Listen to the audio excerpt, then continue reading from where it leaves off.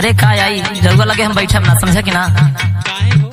अरे इतना दिन पे कमा के अइला हा, जौन कहले रहनी लैला का कहले रहलू? भुला गइला।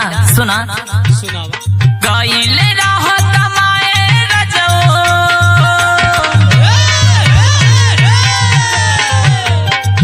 अरे गइले रह कमाए रजो, 4 साल पे आइला। अरे गइले रह कमाए रजो, 4 साल पे आइला। मंगले रहनी झोलानी झोलानिया ना ले आइला।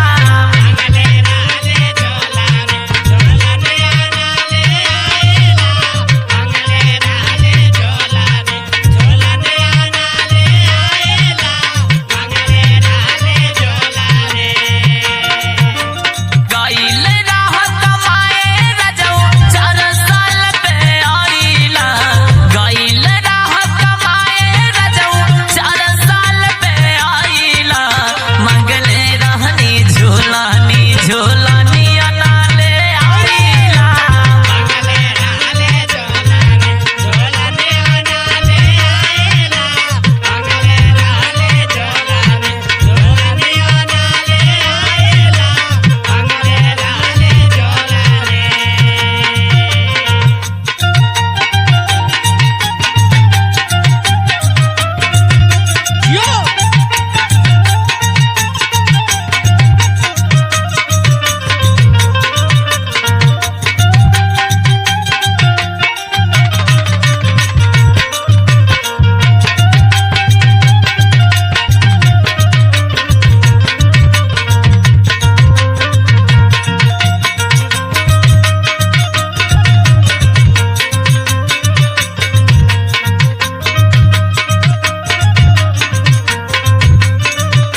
ए रानी, का अब का झुलनी झुलनी कैले हो?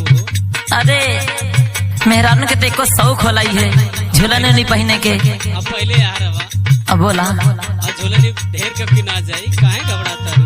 अच्छा सुना, सुनावा। तोहरो कमाई राजा